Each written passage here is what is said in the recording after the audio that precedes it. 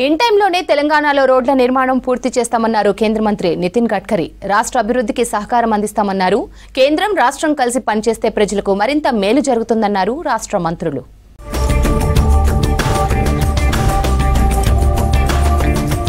తెలంగాణ అభివృద్ధికి కట్టుబడి ఉన్నామన్నారు కేంద్ర మంత్రి నితిన్ గడ్కరీ. ఆసిఫాబాద్ జిల్లా సిర్పూర్ కాగజ్ నగర్లో రోడ్ల ప్రారంభోత్సవంలో ఆయన పాల్గొన్నారు. జగిత్యాల వరంగల్ హైవేకు 1000 కోట్లు కేటాయించినట్లు తెలిపారు.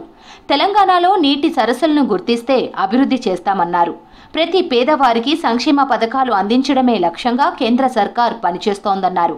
ఆర్ఎస్ఎస్ లో పనిచేసే టైంలో ఆదివాసీలతో కలిసి పనిచేశానన్నారు నితిన్ గడ్కరీ. आपको हजारों जगह पर अमृत सरोवर बनाकर देने के लिए तैयार हूं. एक पैसा नहीं चाहिए.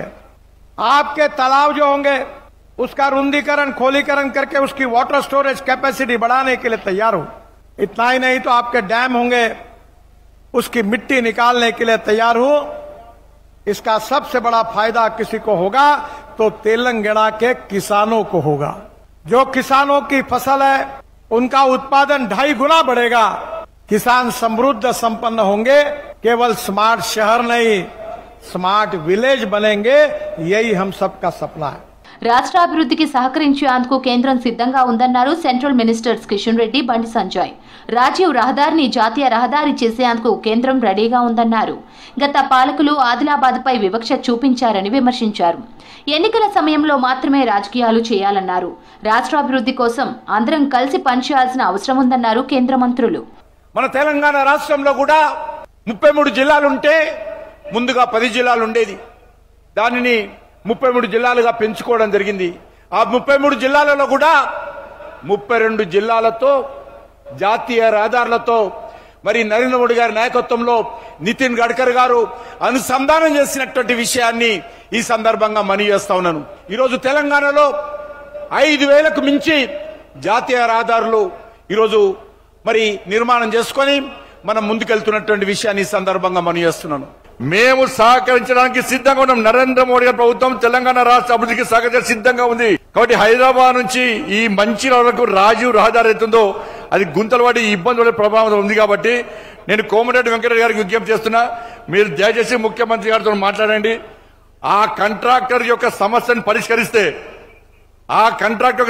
పరిష్కరిస్తే దాన్ని జాతీయ రహదారిగా నిర్మాణం చేయడానికి ఇప్పుడే నితిన్ గడ్కరీ గారు ప్రామిస్ చేశారు. కాబట్టి మనందరికీ సౌలభ్యంగా ఉంటుంది. కాబట్టి దయచేసి ముఖ్యమంత్రి గారితో మాట్లాడి ఆ సమస్యను పరిష్కరించి కరీంనగర్ హైదరాబాద్ నుంచి మంచిర్యాల వరకు ఆ రాజీవ్ రహదారిని జాతీయ రహదారిగా నిర్మించడానికి సహకరించాల్సిగా కోరుతూ రాష్ట్రం కేంద్రం జోడెడ్లలాగా పనిచేస్తేనే తెలంగాణ అభివృద్ధి చెందుతుందన్నారు రాష్ట్ర మంత్రులు కోమటిరెడ్డి వెంకటరెడ్డి, సీతక్క.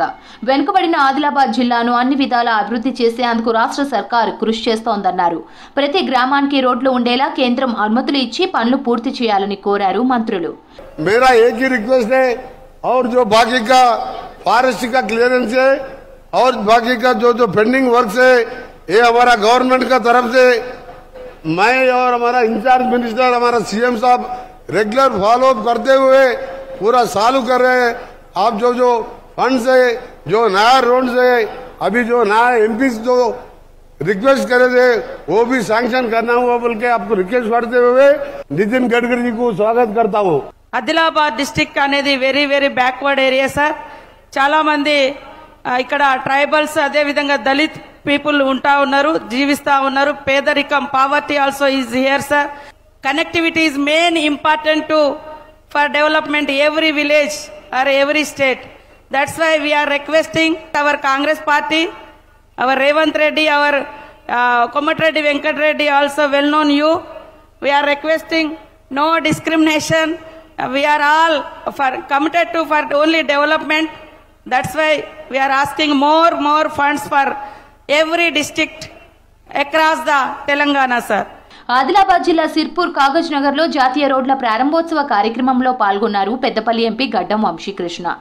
NH63 రహదారి నిర్మాణం వేగవంతం చేయాలని కేంద్ర మంత్రి నితిన్ గడ్కరీకి వినతి పత్రం ఇచ్చారు వంశీకృష్ణ. చెన్నూరు జోడువాడు ప్రాంతంలో రవాణా సమస్యలు, వర్షాకాలంలో ఎదురయ్యే ఇబ్బందులను గడ్కరీ దృష్టికి తీసుకెళ్లారు. అక్కడ ఇన్ఫ్రాస్ట్రక్చర్ అభివృద్ధికి సహకరించాలని కోరారు. సమస్యలపై కేంద్ర మంత్రి సానుకూలంగా స్పందించారని తెలిపారు ఎంపీ వంశీకృష్ణ.